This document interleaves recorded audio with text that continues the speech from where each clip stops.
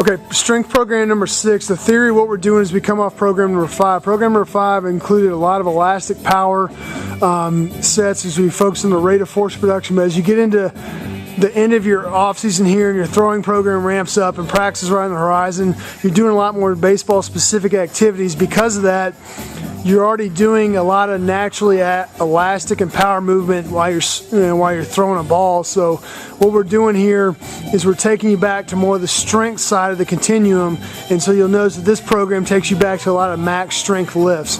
We're going to start off here with the corkscrew.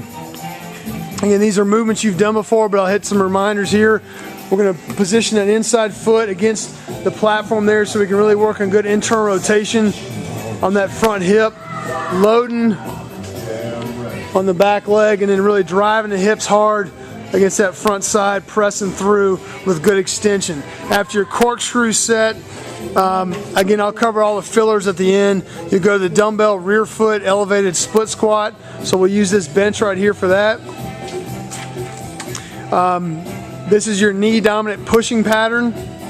And the objective here is we put that front foot forward. In this case, his left glute's tight for that good hip extension, staying through the heel on the front side foot, toes are up, chest is up like he's got headlights on his hips that are pointing straight forward.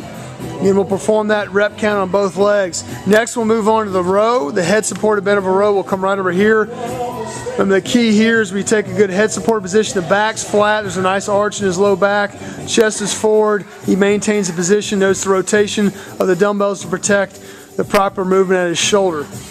After the head supported row, we've got the deadlift. We're just going to show here the bar deadlift, and I'll go through all the teaching points here. He's going to keep his shoes on, but remember you want to take your shoes off here to keep the weight on the back side of the foot. Now as we approach the bar, again, step by step here, we're going to crowd the bar, and I'll have you just hold here at the bottom. We're going to crowd the bar and all the checkpoints of this. The chest is forward, the shoulders are back. We're going to create a little arch in the low back here. We're bracing the core hard, the chin is packed. We're going to grip the bar really tight to turn on those lats and hold the upper back position, and we pull through. Remember, staying through the heels there, squeezing the top. Remember the hip, it's a hip dominant movement. So we squeeze the top, notice we push the hips back, and we only use the knees at the bottom. Brace, pull the hips through, hips back, hips down. Okay, so as we think about that, remember the key is that your shoulders and your hips have got to be moving at the same time. But again, it's a very hip dominant movement, which you focus on hip flexion back until the bar passes your knees, and then you can flex the knees down. After the deadlift, we go to the alternating chest press. With this one right here, as we alternate, they'll move at the same time. The key is that the alternating pattern forces a little more core stability to take place. We got good tempo, good range of motion, good rotation as the dumbbell comes down to protect the shoulder. Chest stays up, shoulder blades are down and back, heels are in the ground, everything's engaged, and we keep a good pattern going there. After the alternating chest press, we'll go to the linear lunge. So the linear lunge also serves as the knee dominant pushing pattern, just like the rear foot elevated split squat.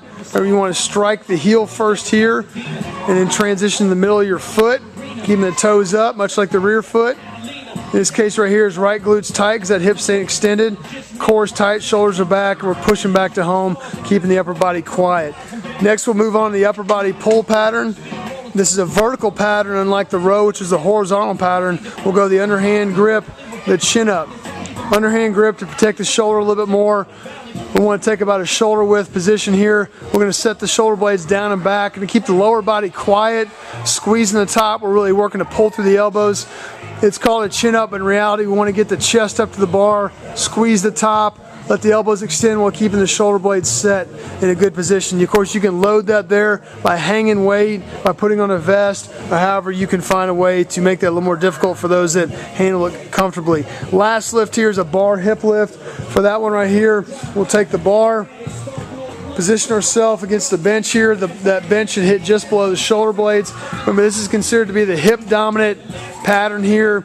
You're really going to drive through the heels here. We'll flex the hips down, drive through the heels, squeeze the top. That's all hip extension, not low back extension. Squeeze the top. Good flexion down, good squeeze the top. All right, that concludes the 4 strength training movements for the 4 sleepers. The 8 strength training movements for the 4 fillers that'll go in between to remind you what we're looking at here. The sleeper.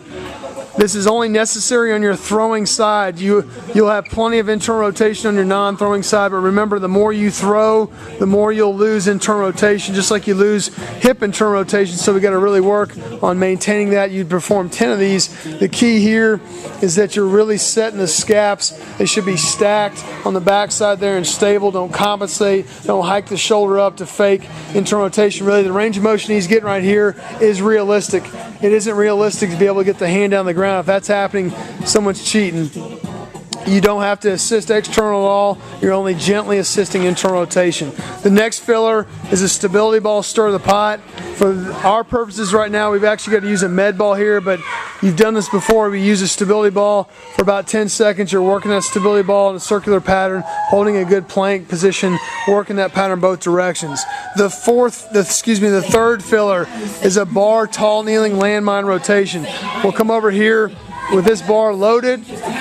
We'll take a tall kneeling position with your hips tall, glutes on, core on. Remember, this is an anti-rotation movement in which you're working the bar side to side, but fighting to prevent rotation through the core. You perform that one over and back, 5 on each side. And then finally, the 4th filler is your Spider-Man shift and extension, like we did in prep work there. Shift forward, extend up, shift forward, and extend up again. You do that 5 times on each side for the filler and those particular segments.